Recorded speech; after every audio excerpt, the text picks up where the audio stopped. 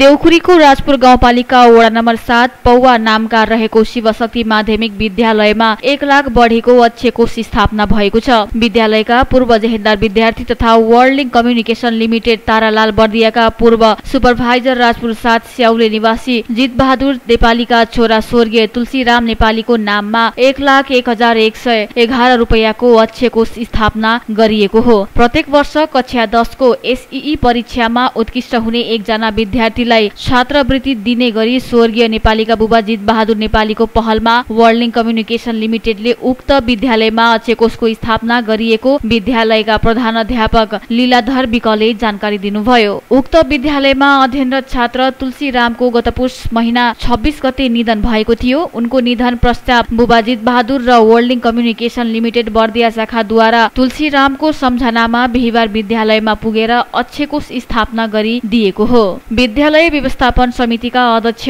मंगल बहादुर खड्काको रोहबरमा पहिलो पक्ष वर्ल्ड कम्युनिकेशन लिमिटेड बर्दिया शाखाका प्रमुख रविन्द्र प्रसाद उपाध्याय तुलसीरामका बुबा जित बहादुर नेपाली र दोस्रो पक्षमा विद्यालयका प्रधानाध्यापक लीलाधर विक लेखापाल शारदा थापाको बीचमा सम्झौता भएको छ। त्यस्तै विद्यालयका प्रधानाध्यापक लीलाधर विकले स्वर्गीय तुलसीरामका बुबा जित बहादुर र वर्ल्ड कम्युनिकेशन लिमिटेड परिवारलाई विद्यालयको तर्फबाट हार्दिक धन्यवाद व्यक्त गर्नुभएको छ।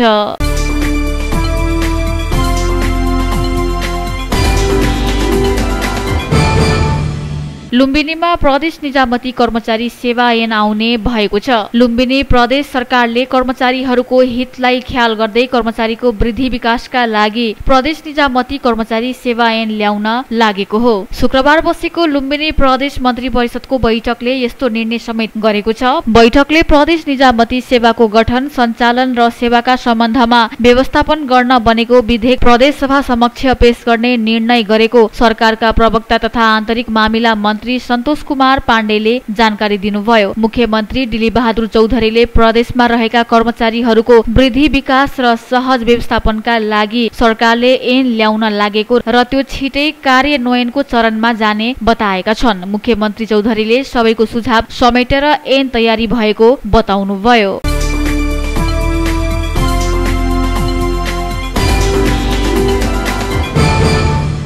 सामूहिक बलात्कारका एक अभियुक्त 16 वर्षपछि पक्राउ परेका छन्। 16 वर्ष अघि तुलसीपुरमा भएको क्रूर बलात्कार घटनाका अभियुक्त 16 वर्षपछि पक्राउ परेका हुन्। केन्द्रीय अनुसन्धान ब्युरो सीबीआईले दाङको साबिक उरहरी गाविस 8 घर भई काठमाडौँको तारकेश्वर नगरपालिका 5 बस्ने 31 वर्षीय नवीन बस्नेतलाई पक्राउ गरी सार्वजनिक गरेको हो। उनलाई सीबीआईले असार 17 गते सार्वजनिक गरेको थियो। उनी सहित घटनामा संलग्न 10 जनालाई जिल्ला अदालत दाङले 2068 असार 26 गते दोषी ठहर गरेको थियो। तर पुनरावेदन अदालत तुलसीपुरले 2069 जेठ 2 गते फैसलालाई उल्टाइएको थियो। पछि सर्वोच्च अदालतले 2079 जेठ 10 गते उनलाई 6 वर्ष कैद फैसला सुनाएको थियो। सर्वोच्च अदालतमा 2069 पुस 24 गते मुद्दा दायर भएको थियो। बस्नेत 16 वर्षदेखि फरार थिए। सामूहिक बलात्कारमा उनी सहित 10 जना संलग्न थिए। बाँकी 9 जना भने केही कारागारमा छन् भने केही सजाय काटेर थुना मुक्त भएका छन्।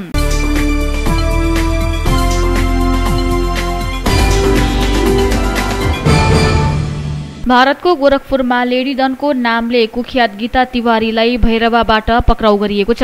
चोरी, लुट, हत्या आरोप लगायतका घटनामा संलग्न रहेको आरोपमा भारतीय प्रहरीको हिरासतमा रहेकी उनी धरौटीमा रिहा भएकी थिइन्। तिवारीलाई रूपन्देही प्रहरीले विभिन्न चोरीको घटनामा संलग्न रहेको आरोपमा पक्राउ गरेको हो। रूपन्देही प्रहरी प्रमुख प्रहरी उपरीक्षक भरत बहादुर विश्वकर्माका अनुसार तिवारी भैरवामा भएको सिलसिलेवार चोरी घटनाकी मुख्य आरोपित हुन्। भारत गोरखपुर बस्ने 40 वर्षीय गीता तिवारीले वैशाख 9 गते सिद्धार्थनगर नगरपालिका 3 बस्ने हेमन्त कुमार हलवारको घरबाट सुनको गरगहना सहित रु 50 लाख बराबरको चोरी गरेको घटनामा संलग्न रहेको प्रहरी उपरीक्षक विश्वकर्माले बताउनुभयो। यस्तै वैशाख 23 गते सिद्धार्थनगर नगरपालिका 3 बस्ने डाक्टर नरेन्द्र चौधरीको घरबाट सुन चाँदीका गहना, ल्यापटप र रु 3,80,000 चोरी गरेको र जेठ 3 गते सिद्धार्थनगर नगरपालिका 8 बस्ने हुमानाथ पाण्डेको घरबाट रु 60,000 नगद सहित ल्यापटप, मोबाइल, सुनको औँठी चोरी गरेको आरोप प्रहरीले लगाएको छ।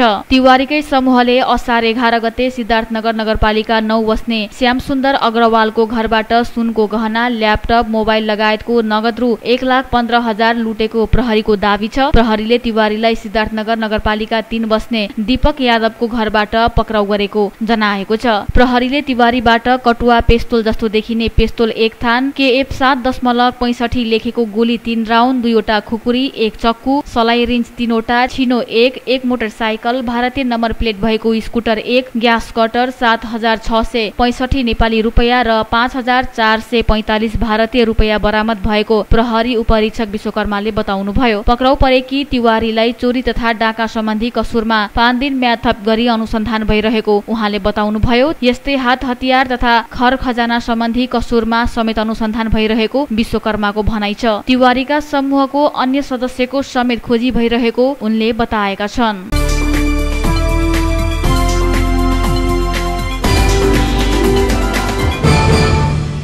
दाङको दङ्गेशरण गाउँपालिका 1 फुर्के शैलीमा निर्माण गर्ने भनिएको नेपाल टेलिकमको टावरको काम सुरु गर्ने प्रक्रिया अन्तिम चरणमा पुग्ने बताइएको छ। गत वैशाख 24 गते दूरसञ्चार कार्यालय तुलसीपुरका कर्मचारी, टावर निर्माणको जिम्मा लिएका ठेकेदार सुकबहादुर मगर, पत्रकार र स्थानीय अगुवा लगायतको उपस्थितिमा फुर्के शैलीको ठाकी र लामित्राको बीच डाँडामा उक्त टावर निर्माणका लागि सर्वे रिबन बाँधेर एरिया छनौट गरिएको थियो। त्यस क्रममा तत्काल काम सुरु गर्ने बताएका ठेकेदार टेलिकमका कर्मचारी र जनप्रतिनिधिले त्यो बीचमा भने प्रक्रिया मिलाउँदा ढिला भइरहेको बताउँदै आएका छन्। उक्त स्थान बाँके राष्ट्रिय निकुञ्जको मध्यवर्ती क्षेत्रभित्र पर्ने भएकोले पनि काम गर्नलाई निकुञ्जको अनुमति चाहिने हुँदा समस्या भएको उनीहरूको भनाइ छ। यस विषयमा अन्तिम पटक हामीले यही जेठ 19 गते सबै पक्षसँग बुझ्ने प्रयास गरेका थियौं। सो क्रममा पालिका उपाध्यक्ष पिमा खड्काले निकुञ्जसँग सहमतिका लागि आवश्यक कागजात लिएर आफू यसअघि नै बाँके राष्ट्रिय निकुञ्जको कार्यालयमा पुगेको भए पनि त्यस क्रममा निकुञ्जले टावर निर्माणका लागि आवश्यक पर्ने जग्गा यकिन गरी खुलाएर पठाउन आग्रह गरेपछि आफूले पुनः कागजात पठाएको र त्यसपछि के भयो भन्ने बारेमा आफूलाई जानकारी नभएको बताउनुभयो। त्यसपछि सोही दिन बाँके राष्ट्रिय निकुञ्जका प्रमुख संरक्षण अधिकृत श्याम कुमार शाहसँग यो बारेमा बुझ्दा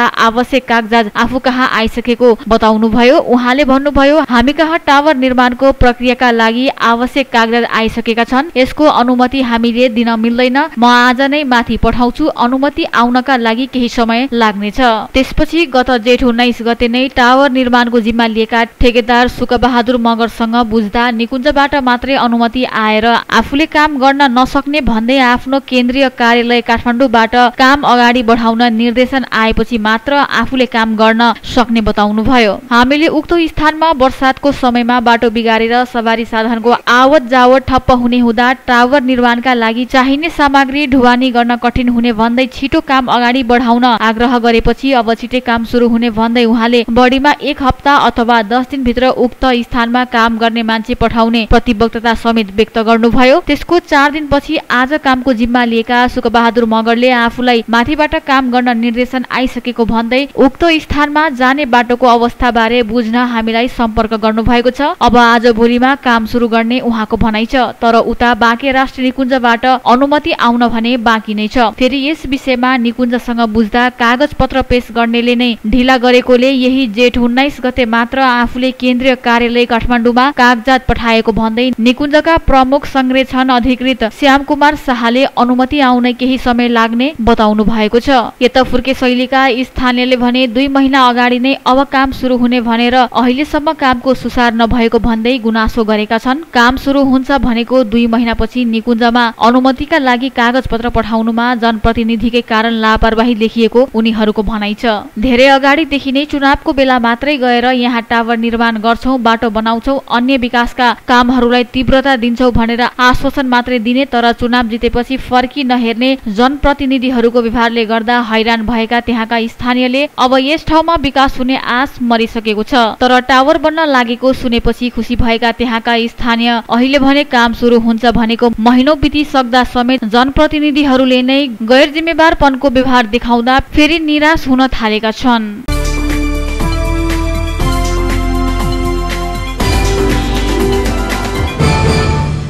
बालुवाटारमा रहेको ललिता निवास जग्गा हिनामिना प्रकरणमा संलग्न भएको आरोपमा 4 जना पूर्व सचिव विरुद्ध पक्राउ पूरी जारी भएको छ। ललिता निवासको सरकारी जग्गा व्यक्तिको नाममा पास गर्ने क्रममा संलग्न भएको भन्दै तत्कालीन सचिव दीप बस्याल, छविराज पन्त, दिनेश हरि अधिकारी र नारायण गोपाल मलेको विरुद्ध पक्राउ पूरी जारी भएको नेपाल प्रहरी प्रवक्ता तथा प्रहरी नायब महानिरीक्षक कुबेर कडायतले जानकारी दिनुभयो। उहाँका अनुसार पूर्व सचिव सुधीर शाह पक्राउ परिसकेका छन् भने अख्तियार दुरुपयोग अनुसन्धान आयोगका पूर्व प्रमुख आयुक्त समेत रहेका दीप बस्याल भने फरार छन्। ललिता निवास प्रकरणमा 4 जना पूर्व सचिव विरुद्ध प्रहरीले अदालतबाट पक्राउ पूरी जारी लिएको हो। ललिता निवासको 114 रोपनी जग्गा व्यक्तिको नाममा कृत्य गरेर किनबेच गर्ने माथि प्रहरीले फेरि अनुसन्धान सुरु गरेको हो।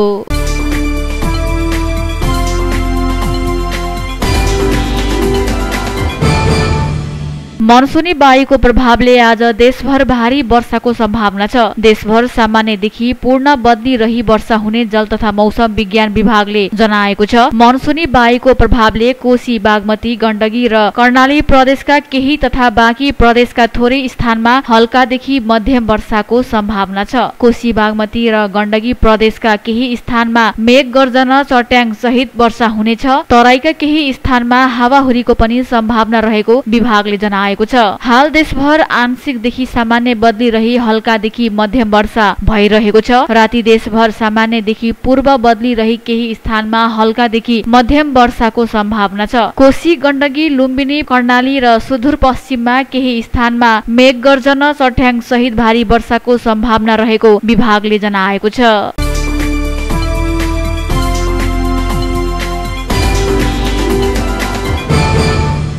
नेकपा एमालेका सांसदहरूको अवरोधपछि राष्ट्रिय सभा बैठक आज शुक्रबार पनि स्थगित भएको छ। प्रधानमन्त्री पुष्पकमल दाहाल प्रचण्डले केही दिन पहिलेको एक कार्यक्रममा दिएको अभिव्यक्तिका कारण उहाँको राजीनामा माग गर्दै एमाले सांसदहरूले आजको बैठकमा पनि अवरोध गरेका हुन्। यो सँगै राष्ट्रिय सभा बैठक लगातार तेस्रो दिन स्थगित भएको छ। एमालेको अवरोधका कारण बुधबार र बिहिबारको बैठक पनि स्थगित भएको थियो। बैठकमा एमालेकी सांसद विमला घिमिरेले आफ्नो पार्टीले कुनै आग्रह, पूर्वग्रह र कुण्ठाले भन्दा पनि राष्ट्र र नागरिकको स्वाभिमान र सांसदको गरिमाको रक्षा गर्नका लागि प्रधानमन्त्रीको राजीनामा नआएसम्म सांसद बैठक चल्न नदिनुपर्ने अडान लिनु परेको बताउनुभयो। देशकै सम्मानित पदमा पुगेका व्यक्तिले भारतीय नागरिक प्रीतम सिंहबारे दिएको अभिव्यक्तिले नेपालको स्वतन्त्रता, सार्वभौतिकमा, राष्ट्रियता, स्वाधीनता र भौगोलिक अखण्डमाथि आँच आएको उहाँको दाबी थियो। प्रधानमन्त्रीले कुर्सीमा बस्ने नैतिक अधिकार गुमाइसकेकोले तत्काल राजीनामा दिनुपर्ने उहाँको माग थियो। एमाले सांसदहरूको अवरोधपछि राष्ट्रिय सभा अध्यक्ष गणेश तिमल सिन्हाले अर्को बैठक पर्सि आइतबार दिउँसो 11 बजेर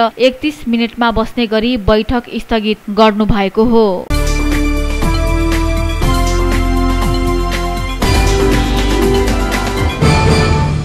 नेपाल राष्ट्र ब्याङ्कले ब्याङ्क तथा वित्तीय संस्थालाई असार 23 र 30 गते शनिबारका दिन सेवा बन्द नगर्न परिपत्र गरेको छ।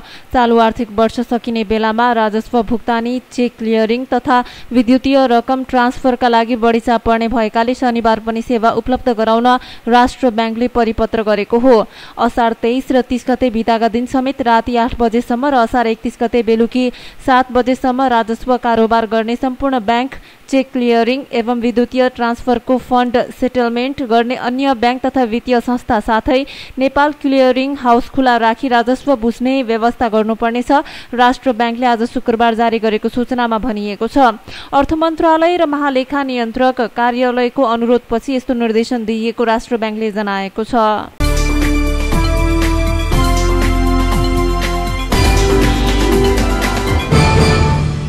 जिम्बाब्वेमा भएको आइसिसी एक दिवसीय विश्वकप छनौट खेलेर राष्ट्रिय क्रिकेट टोली स्वदेश फर्किएको छ।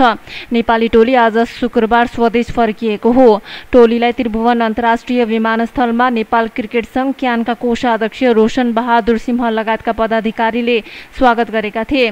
छनौटको 8औं स्थानमा रहेको नेपालले समूह चरणमा अमेरिकालाई हराउँदा जिम्बाब्वे, वेस्ट इन्डिज र नेदरल्यान्डसँग पराजित भएको थियो। यस्तै नेपालले प्लेअफमा युएईलाई हराउँदा आयरल्यान्डसँग पराजित भएको थियो।